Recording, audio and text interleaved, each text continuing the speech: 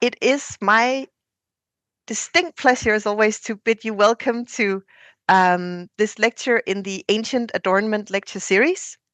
And before I pass the word to this afternoon's speaker, I just want to introduce her with a few words because today it's Dr. Susannah Rees, Susie, uh, who is going to give a lecture for us. And Susie completed her doctoral thesis, which was called Cosmetics in the Hebrew Bible at King's College London in 2023. Susie's research focuses on the role that cosmetics play in the constructions of performance and identity in the ancient world. In her work, she uses anthropological models, ethnographic material, and archaeological data, so basically all the interesting stuff. And she uses this to illuminate the role of body adornment in the Hebrew Bible as well as in the ancient Near East more broadly.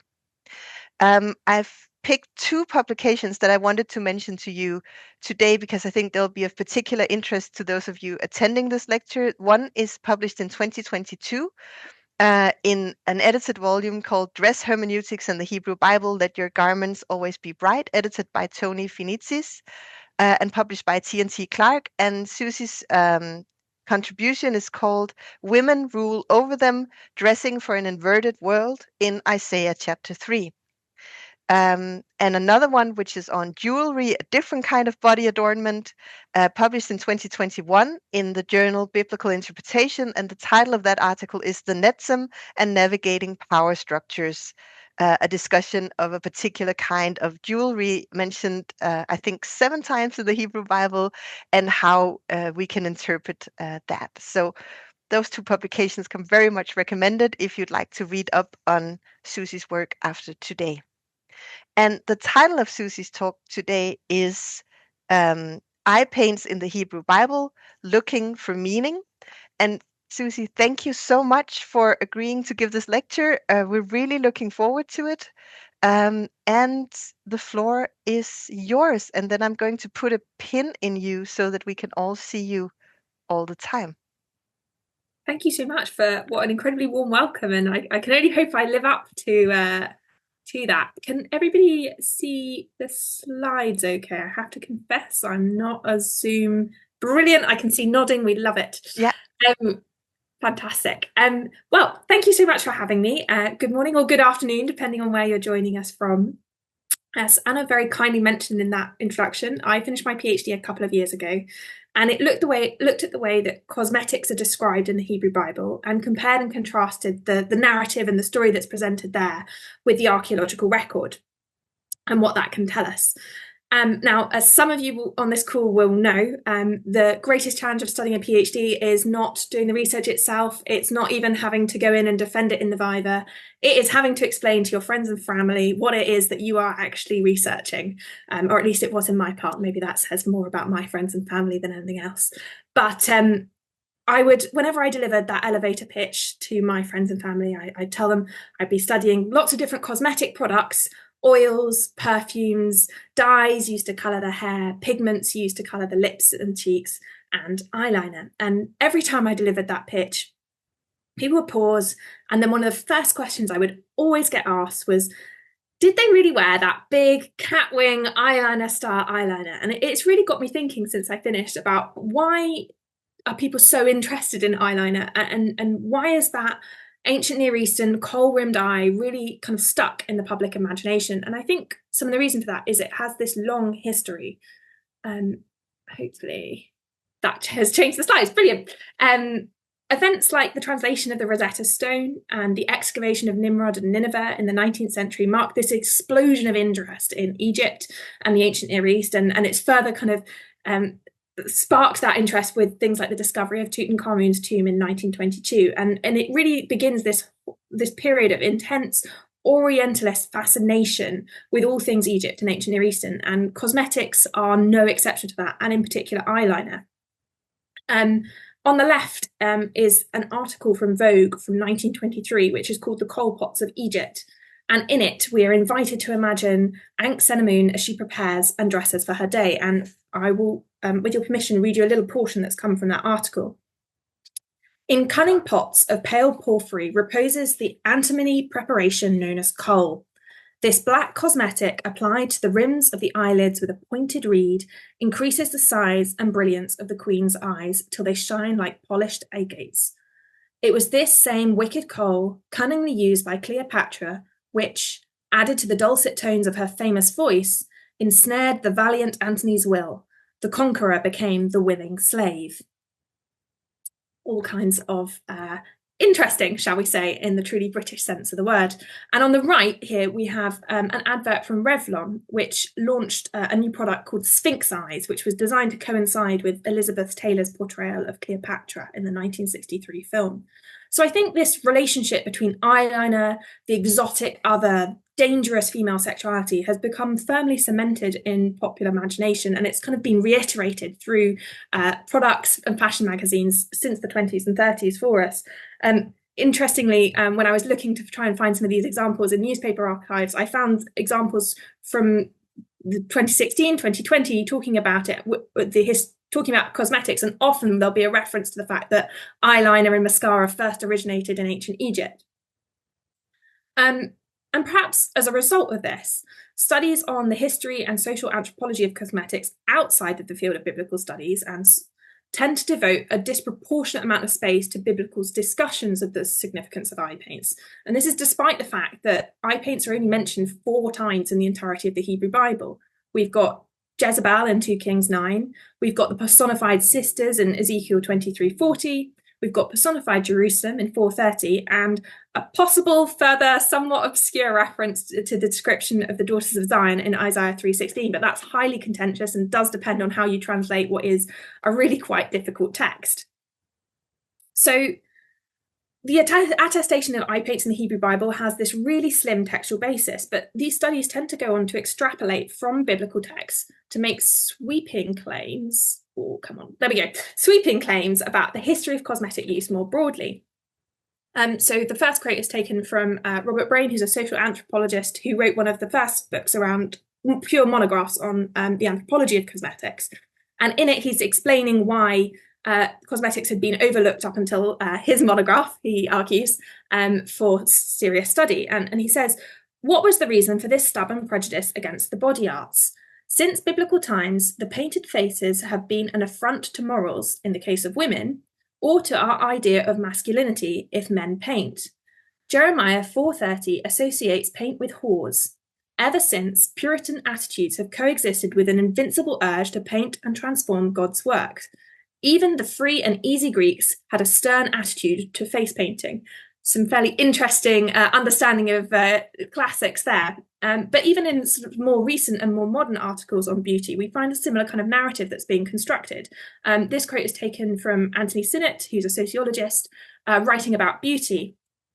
Jeremiah 4:30 condemned makeup and beautification long ago. Makeup is fun, says Avon, but Jeremiah says it is vain.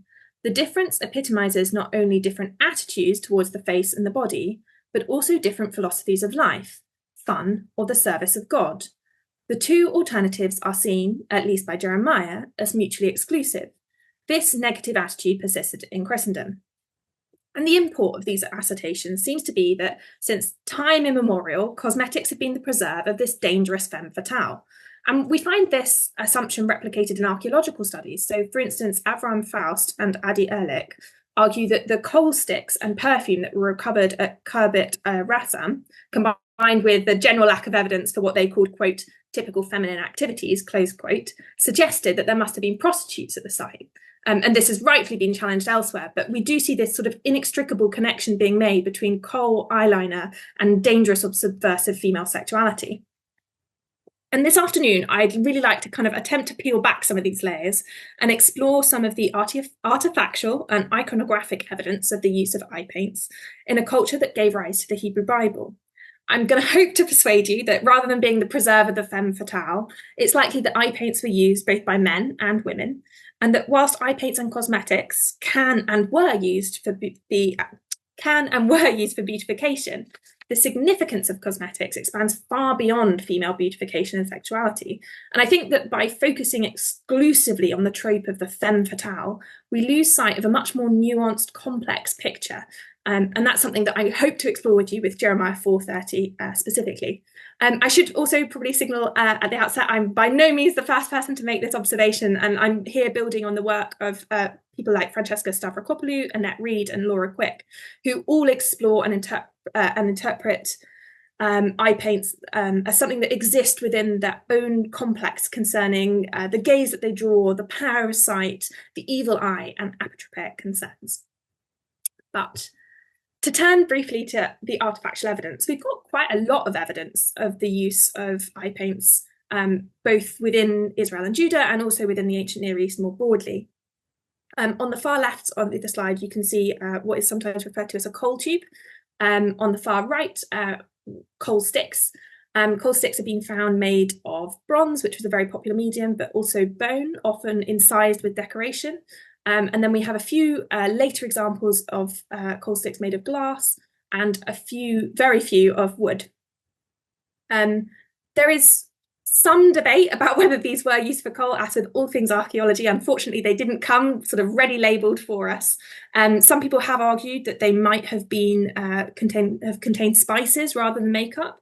But there have been a couple of examples that have been subjected to residue analysis.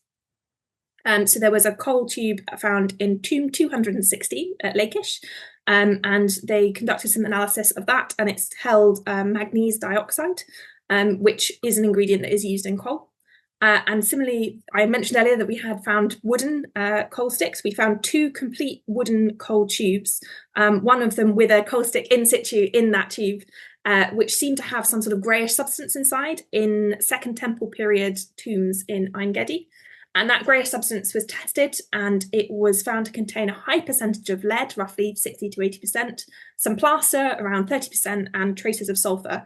And that composition is broadly quite similar to studies that were performed on samples of Egyptian coal. So broadly, I feel it's likely that they are, or certainly could have been used for cosmetic purposes. Another item that comes up a lot when we talk about eye paints in relation to Israel and Judah is these cosmetic palettes, the second picture in from the left. It's variously been suggested that they were used for mixing or grinding cosmetics or possibly medicines. Some scholars have suggested that they might have had a double function, so they could have sat on top of a container a bit like a lid, and then you could take it off and mix things in it and then put it back on as a lid. We've got examples made from glass, faience, flint, alabaster, marble, but the vast majority of them are, like this one, made of limestone. There's roughly 140 of these palettes that have been published, the vast majority of which come from Iron Age contexts, although we have found a few in later Persian period contexts too.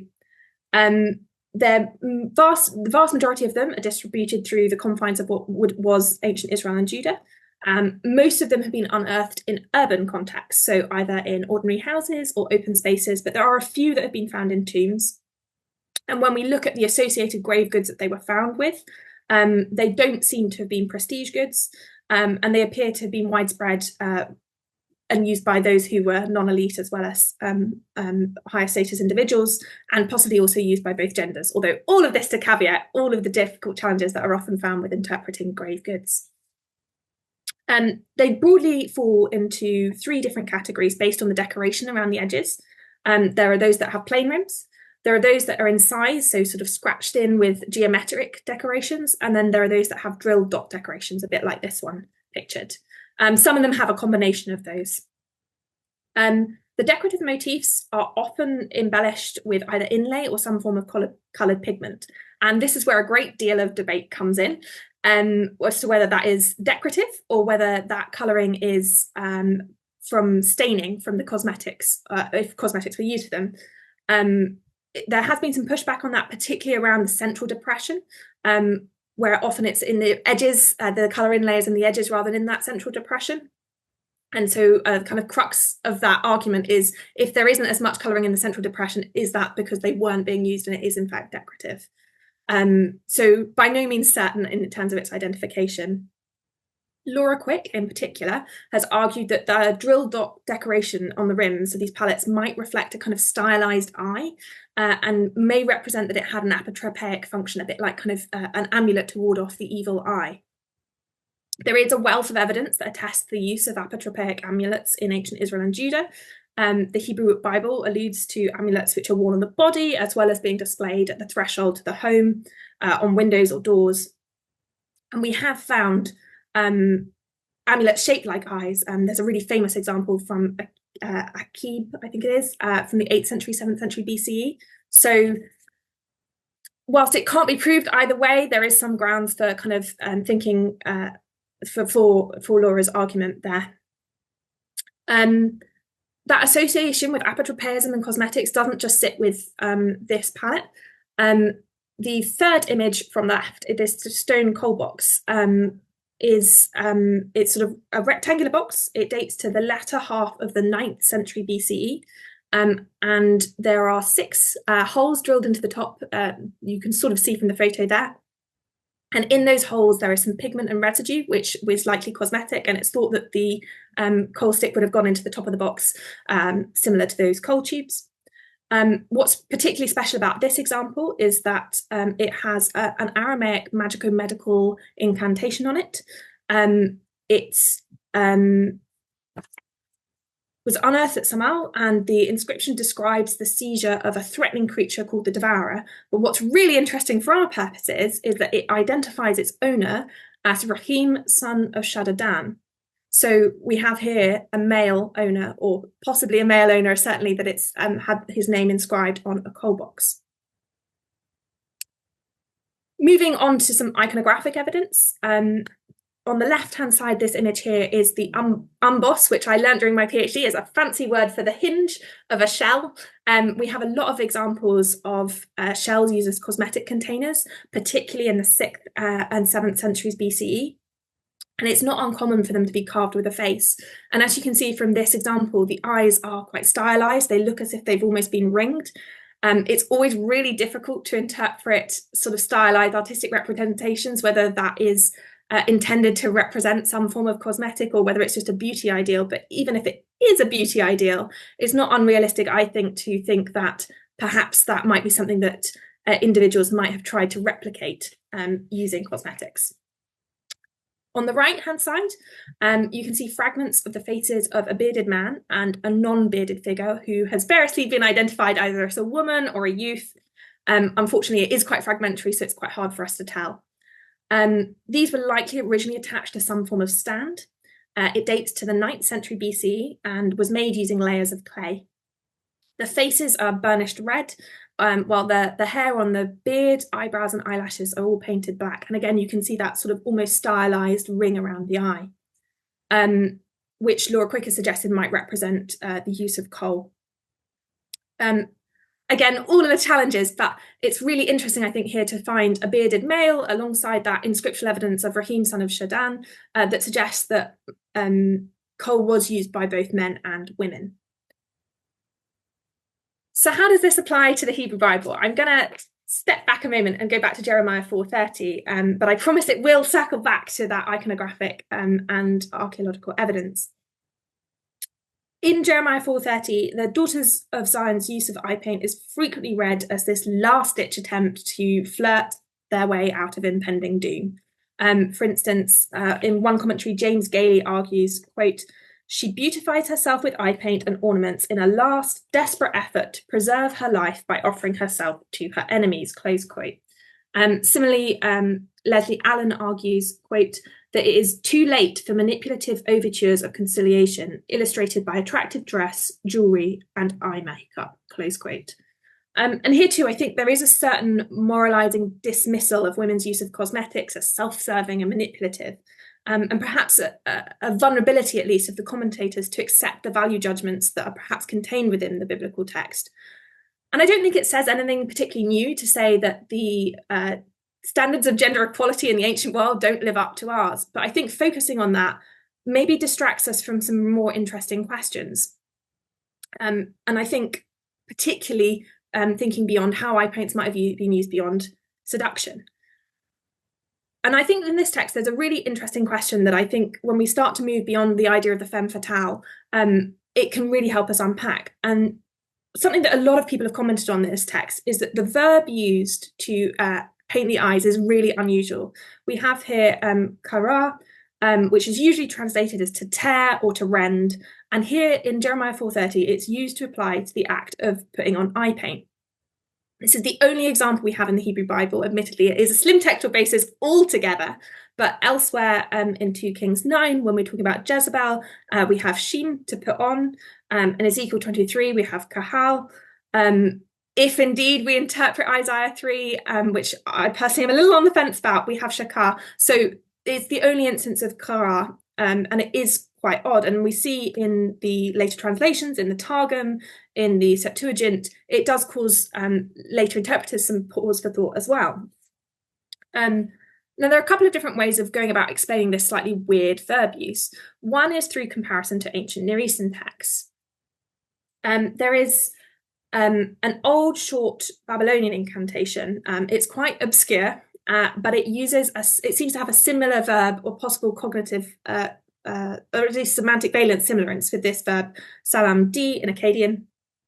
And in the incantation, it's designed to change a young lady's indifference to her male suitor. And we have these lines: let the Tigris carry for you charcoal, sangu, copper, lead of Susa. Let it carry hither sangu, O you who pierces your eyes. And Nathan Wasserman argues that you who pierces her eyes here refers to a woman applying coal to her eyelids with that kind of coal stick, that needle-like shape. And that is why the verb comes up as to pierce. He also suggests that the Tigris here is being asked to carry the different constituent parts of coal. However, this might be a nice, neat solution for us, but unfortunately, this is also a very obscure verb, and it's the only instance where it's used. And Nathan Wasserman, who's interpreting it from trying to understand this incantation, says, but look at Jeremiah 4:30, there's this really nice parallel. So unfortunately, both sides are saying, well, this is a bit weird, but maybe that, which is often a challenge, I think, when it comes to using ancient Near Eastern evidence to kind of in limited corpuses to understand the Hebrew Bible.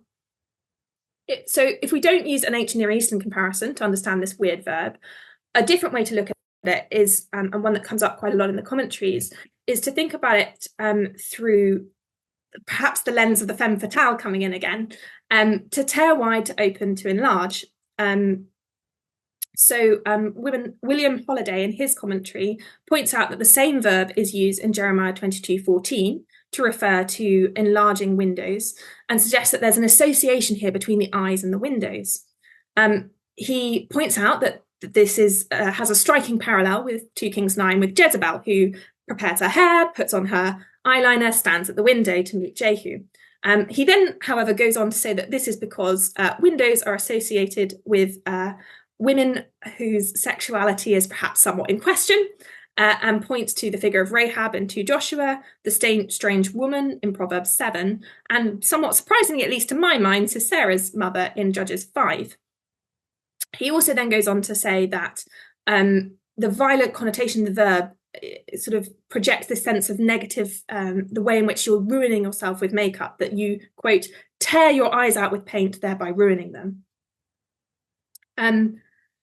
Now, this is a possibility, but I think perhaps, again, we're being skewed through that lens of the femme fatale. And I think really it perhaps would be maybe a simpler interpretation to think about this through the most common use of the verb korah in the Hebrew Bible to describe the tearing or rending of clothes as a sign of mourning.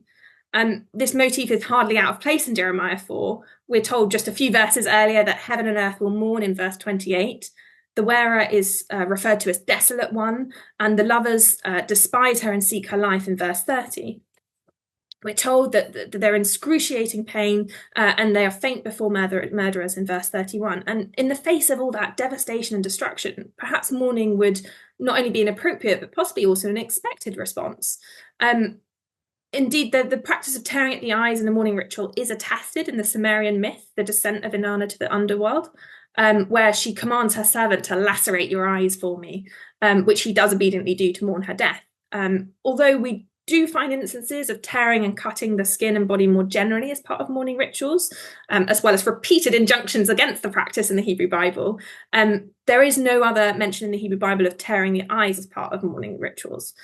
But I do think it's highly likely that there's a deliberate play of words that's going on here, drawing on that context of the mourning practices and the context of apotropaicism that we've seen earlier with the archaeological record of eye paints. Francesca Stavrakopoulou argues that many of the rituals associated with mourning, such as tearing garments, wearing sackcloth, cutting the skin, shaving hair, applying dust and ashes to the body, are all ways for mourners to mimic the decomposition of the body after death. And these mourning rituals are therefore a way of physically enacting and inscribing a descent to the underworld and a return to life on the body of the mourners. And I think this really, when we take a step back and move away from the idea of eye paints as the preserve of the femme fatale, coheres with some of the Egyptian and ancient Near Eastern tropes surrounding eye paints. For example, in ancient Egypt, eye paints, and specifically kohl, were believed to be a required component for the dead's judgment and rebirth. The dead were believed to purify themselves, apply myrrh, dress in white, and then apply eye paint before being allowed to enter into the Hall of Judgment. In an Assyrian substitution ritual, we have a recipe for saving a human patient, where a goat is dispatched as a substitute for the human patient. But in order to prepare the goat to be sent to the underworld, it has kohl painted around its eyes. Similarly, in the Sumerian story of Enki and Ninasag, the fox anoints himself, loosens his fur, paints kohl around his eyes, and that's how he's preparing for his death. But specifically, he's going as a substitute for Enki, and he expects to be returned to life. That's something that's promised by Enki. I've already mentioned the descent of Inanna to the netherworld, the Sumerian myth. And in that myth, Inanna, the queen of heaven, decides that she's going to usurp her sister, the queen of the netherworld. And she prepares herself in all of her finery. She applies her kohl, which is referred to as let him come. Along with other items of dress. And then at each of the 7 gates, as she goes down into the underworld, she's required to remove an item of clothing.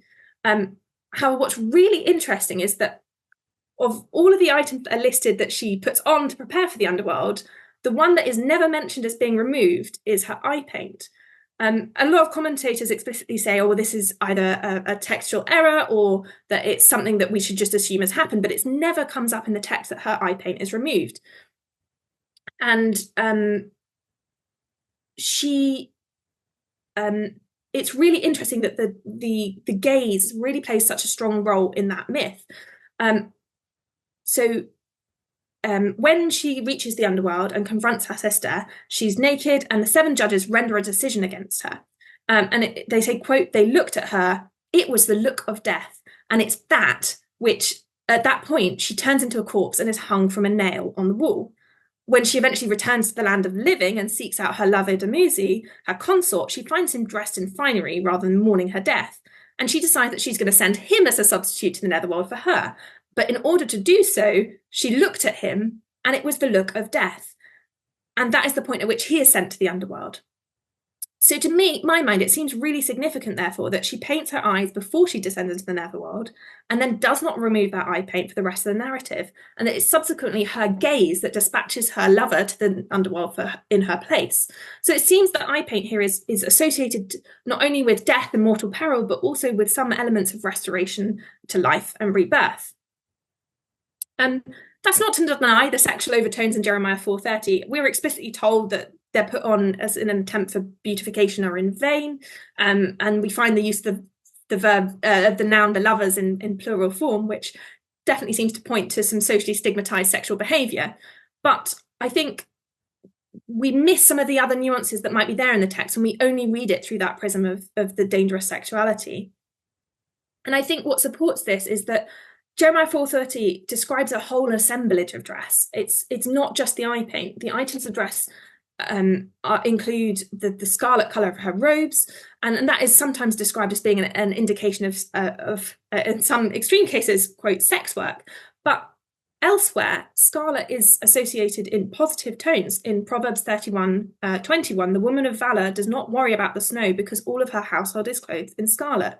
And Laura Quick has done some really interesting work here around red garment, clothes, and cords, which are used in fertility and protection, both in the ancient Near East and in the Hebrew Bible. We find examples in Genesis 38, where the midwife ties a scarlet cord onto the hand of Zerah.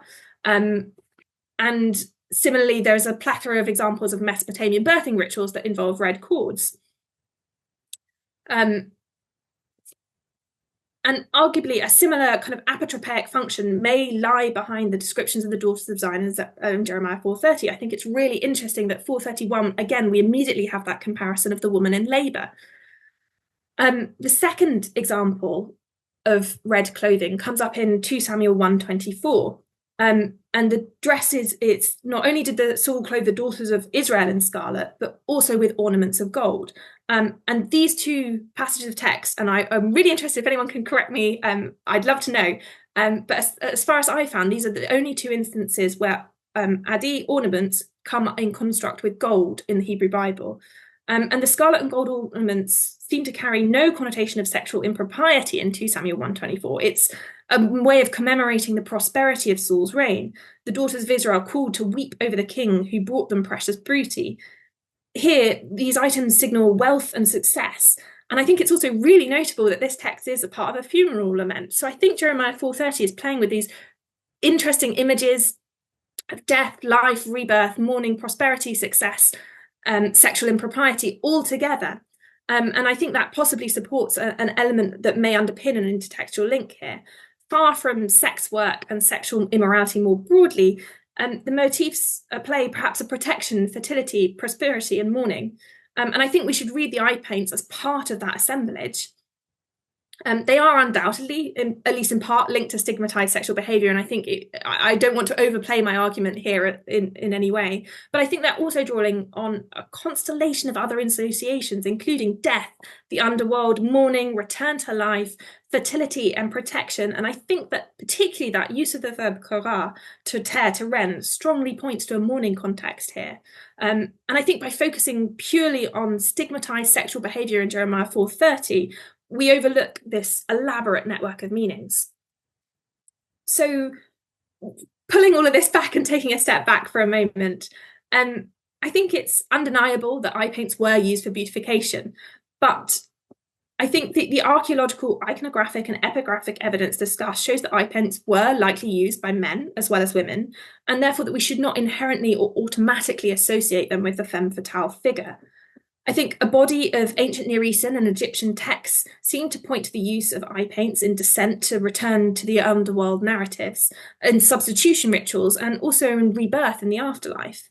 I think this, along with the artefactual evidence, suggests that eye paints may have had an apotropaic function, possibly born out of a complex of beliefs surrounding the power of the gaze. And we haven't really, in 30 minutes, had time to unpack some of the elements around evil eye and other areas that might be interesting there. But perhaps one for the questions.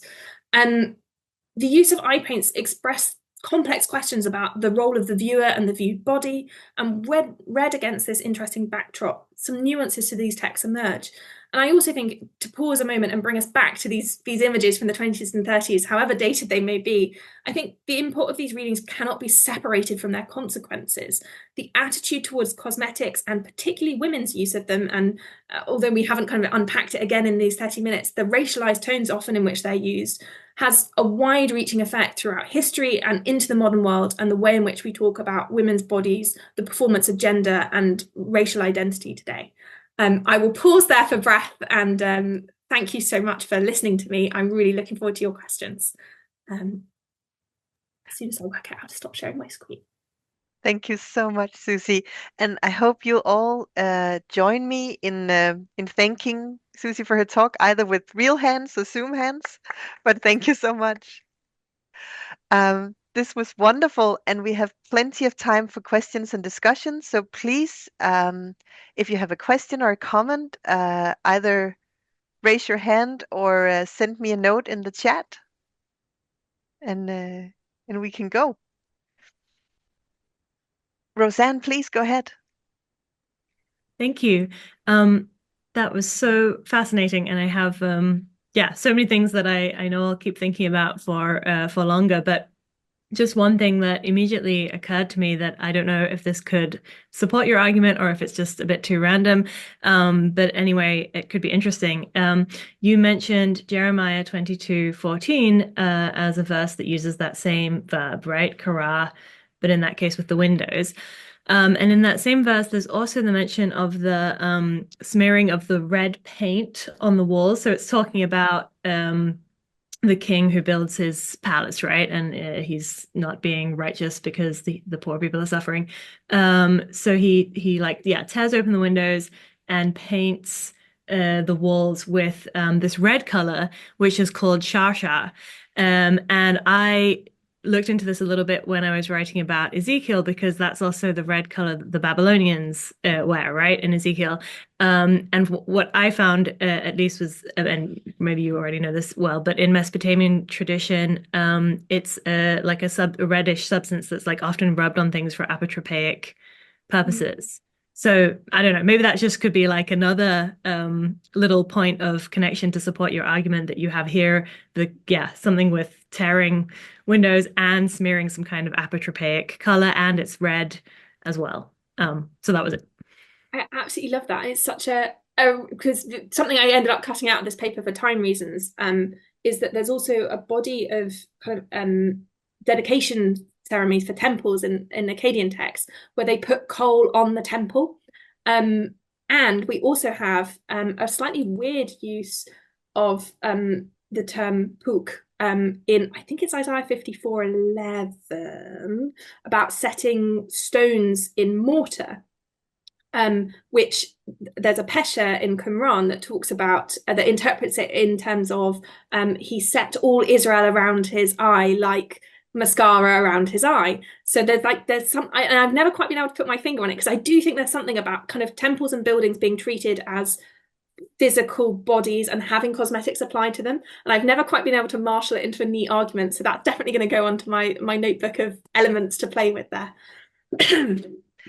We have a few questions in the chat, but just to jump in quickly, there is an Assyriologist, he's called Salvatore Gaspa, and he's done work that overlaps a little bit about the beautification of temples and temple objects and furniture as well, I think. So that might be one place to start looking, because I think that's a brilliant way to go as well. Thank you both. Let's see. First, we have Cynthia, who asked a question in the chat. Cynthia, would you like to ask or make the comment yourself? I actually think maybe we lost Cynthia, but then I'll just ask the question for her. And I think this goes back to what you said when you were showing us the slide with the containers and the coal tubes. And Cynthia says, all the containers and cosmetics were expensive for upper class people, surely, question mark. Great question. And I think that it depends what you're talking about, because I think you find certainly in later classical periods examples of people, textual and physical examples of people using kind of quote unquote knockoff versions. So people using ash because everyone had a half and that was easy access. It's a lot harder, obviously, because we don't have that direct evidence and our corpus is so much smaller. But I think it's really interesting that you do find these cosmetic palettes in non-elite contexts. And something that is a real challenge when you interpret the archaeology is that a huge number of, particularly with, I know, Anna, you thought about this in relation to perfumes, a huge number of the things that people used to make perfumes were indistinguishable from everyday kitchen items. So were they probably applying myrrh if you were elite? Possibly not, but might you have applied something that was more available to you in your context?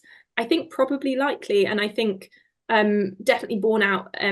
And interestingly, a slight sidebar, the first recorded strike in human history, one of the lists of demands was that it was some workers in a pyramid, they wanted oil for their hands. So I think it is something that we see. And the very first picture, I can bring it up later, that I had, again, this is an Egyptian context, not an ancient Israel one, is the tomb of Ipui, which is with all the workers building this tomb.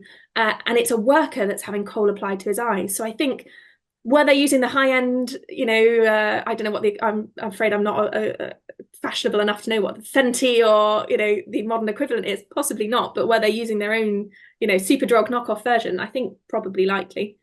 Yeah, no, I think you're absolutely right. And that it's different sort of tiers of luxury for sure, but in a way, quite a democratic practice. And I just came across recently in the work of, sorry, now the name escapes me, but it will come back.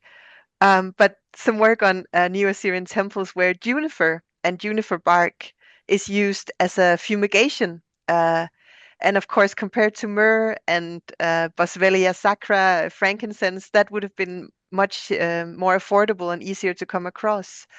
So that could be a possible example of sort of a not high-end fumigation for either clothes or and temples as well. So sorry. Then we have Michael also asking a question in the chat. Michael, would you like to ask the question yourself? If you can, turn on your camera Sure. Sorry. or your sound. Yeah, I just had a general question on Jezebel. What is the significance of her painting her eyes? I mean, was she trying to depict some kind of mourning? Maybe not her mourning or somebody else's mourning, perhaps? Fantastic question. And I think if we had the answer, boy, would we have a great article. My sense is that I think there's a real interesting I know I keep harping on about it, that in Anana's descent to the netherworld, there's a really interesting set of parallels there, because she puts on her wig, puts on her eyeliner, and those are the bits that aren't, so makes good her hair, puts on her eyeliner, and those are the bits that aren't taken off again. And that seems to really, to my mind, mirror the Jezebel element.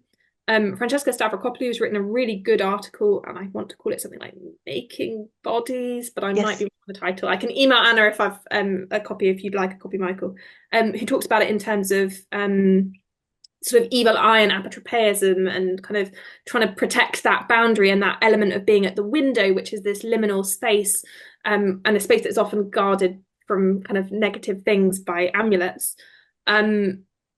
Could she be preemptively mourning? I think that's also an element of that. Bringing my own baggage to that text, would kind of love her to be sticking up for herself and thinking that she's coming back. And I think there's that element of return that comes up in those Sumerian texts. But obviously the danger with comparing Sumerian texts to the Hebrew Bible is that there is a big old geographical and temporal gap there. Thank you so much, Karina. Great. So now the title of the article is in the chat in case you want to look it up. No, thank you. And actually, Anne has a question that lines up perfectly with Michael's question about Jezebel. Anne, do you want to ask it yourself? Yes, well, actually, it's mostly the same question. But while you were talking, I was thinking also that she could be mourning her son who just died, and I had not thought about that. I just thought about it could be an interesting thing that she's also preemptively mourning her own life, but there's also her son who just died in the previous verses, so that could maybe be interesting. Thank you for your talk. I'm really jumping with a lot of ideas in my head right now. I was also thinking of Job's daughter, Horn of Poor, and I was wondering what do you do with this? Does it fit in your research somewhere? I'm intrigued. I know it's not the text you presented on today, but I'm just intrigued to know what you think about it. Thank you.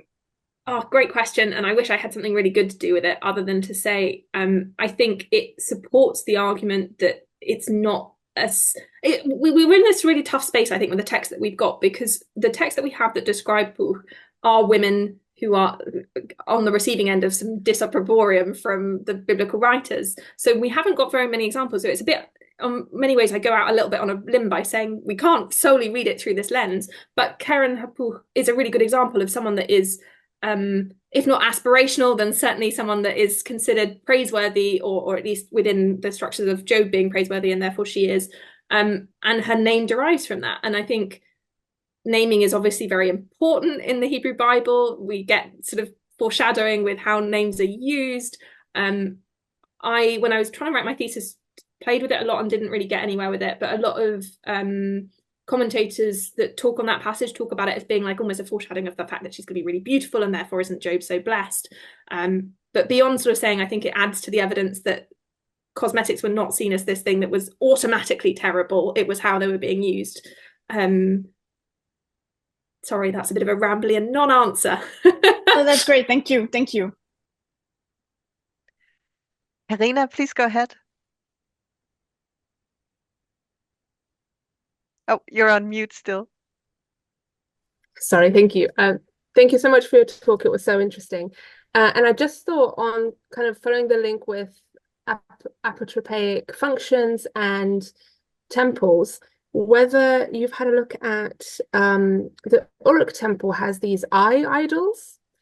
There are loads of them, and we don't really know kind of what their function is, kind of 100% sure what it is, but we kind of know they maybe might have stood in for people. And I thought how that might link to the apotropaic function and also standing in for this link between humanity and the divine. And they're so interesting because kind of the only feature they have is their massive eyes. Their body isn't really depicted in any other way. It's kind of just that shape. They don't even have like arms and legs in a similar way that we might see in other figurines. So I thought that might be maybe something to follow up on or something to kind of link into that temple link. Thank you so much for putting me onto that. I had never come across that. I'm definitely going to have to go away and read it. Definitely a really... Sorry, go on. There's some in the Ashmolean, and just from Googling it, I think there's also some in the Met. There's absolutely loads of them, and a lot of them are kind of fragmentary as well. I guess also because in the archaeological record, they're quite easy to snap because their heads are quite small in comparison to their bodies. But yeah, I'll send you some pictures of it and details of it. Thank you so much. Yeah, I definitely have to follow up on that.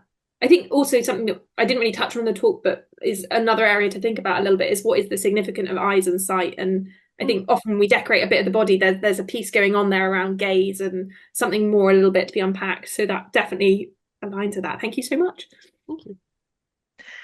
I've actually put myself on the list now because I was really intrigued by a reading of Jeremiah 4:30.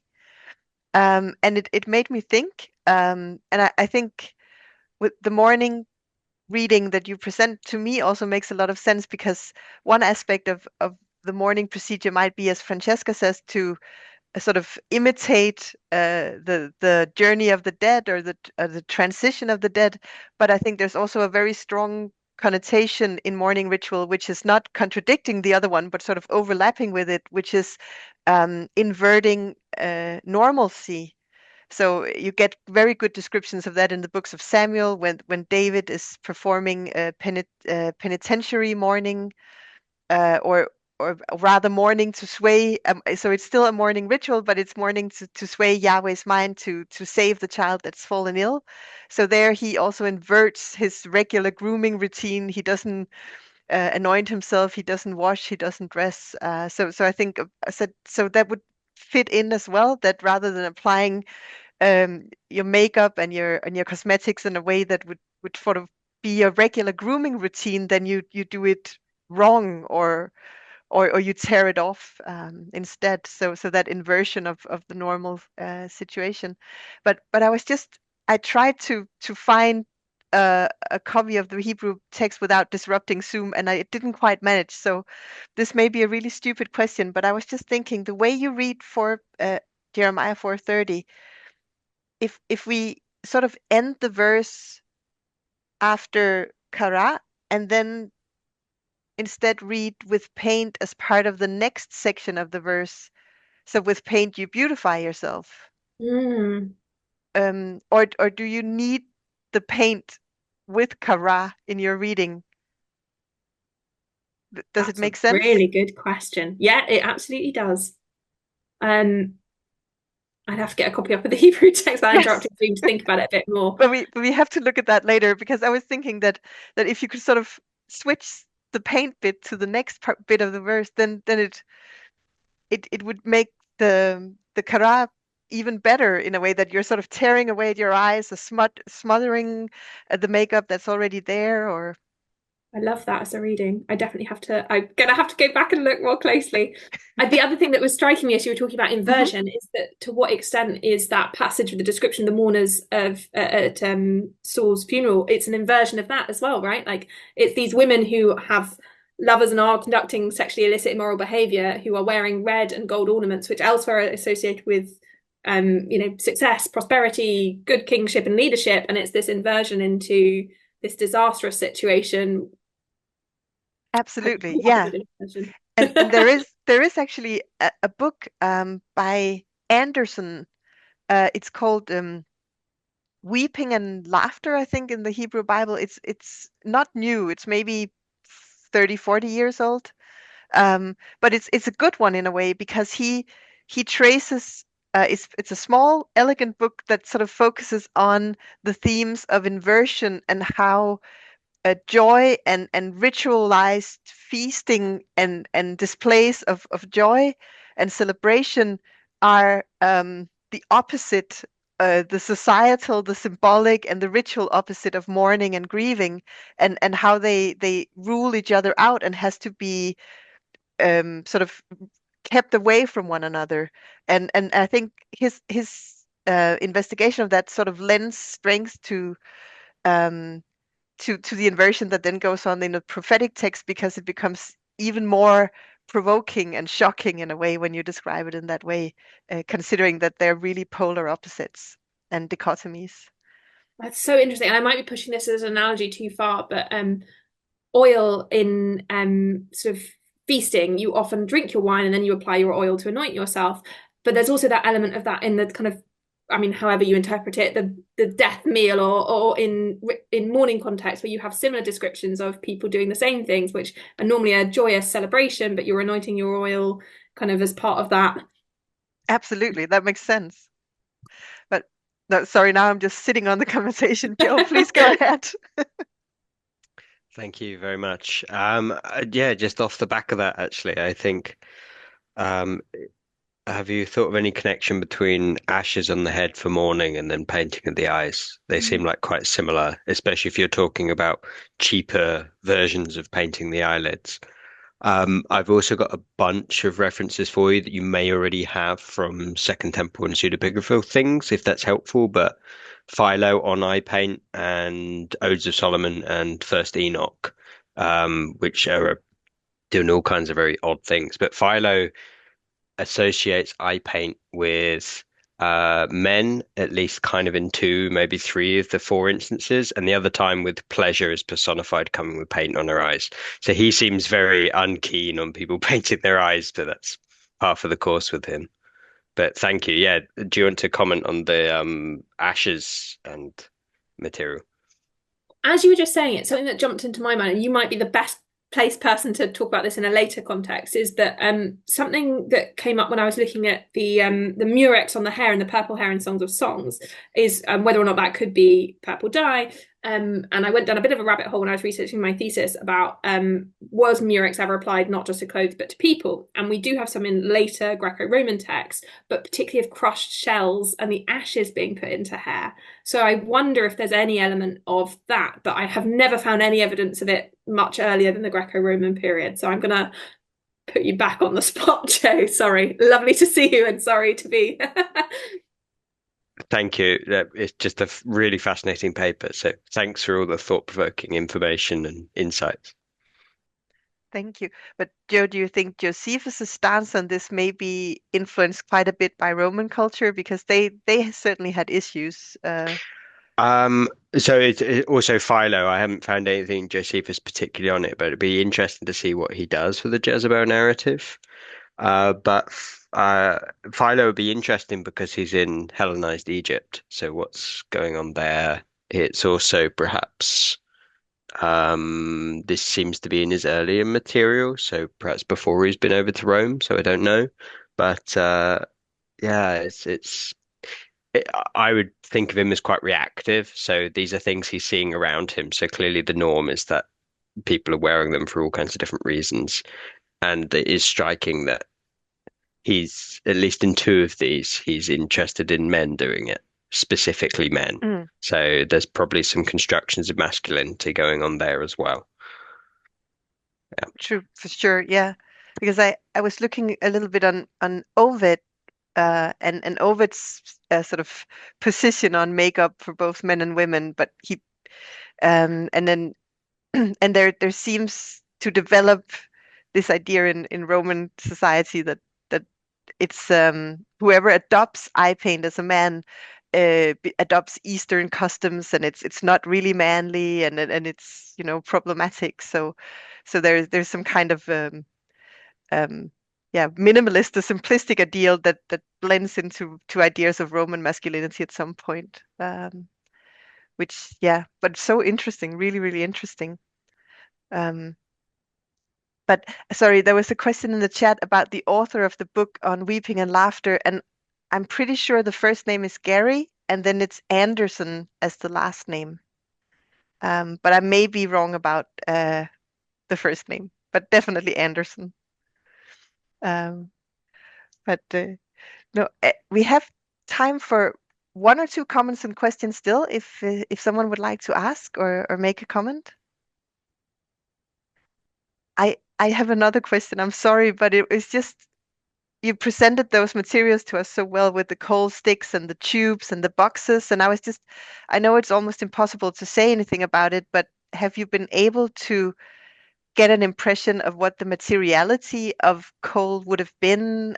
I'm thinking texture, color. Um, I'm imagining that applying any kind of paste with a bronze stick to your eyelid would have been just slightly uncomfortable. But I'm sure you must have thought about this a lot.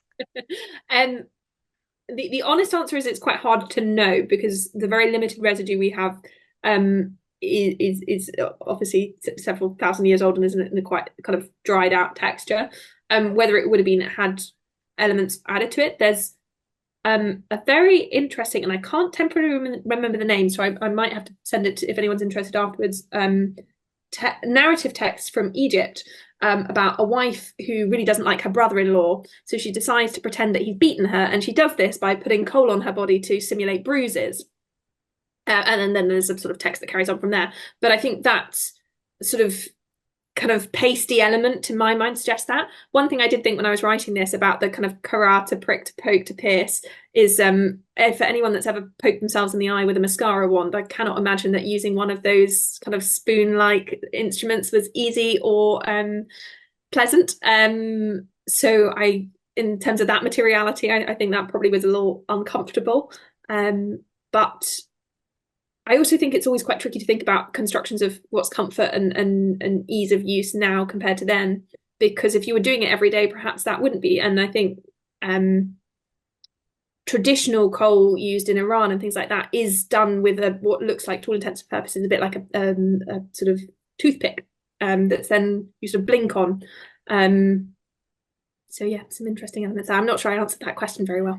No, you did, and you're absolutely right that sort of introducing ideas of comfort or discomfort into it is probably a bit wrong. But I think it's also interesting to think about sort of, I mean, how thinly would you be able to apply, how accurately, and that of course depends on the density and texture of the mix combined with a relatively hard a tool to apply, and then also how lasting would it have been? Would you need to sort of brush up regularly, or would it be what do they call that in the commercials, like an all-night makeup?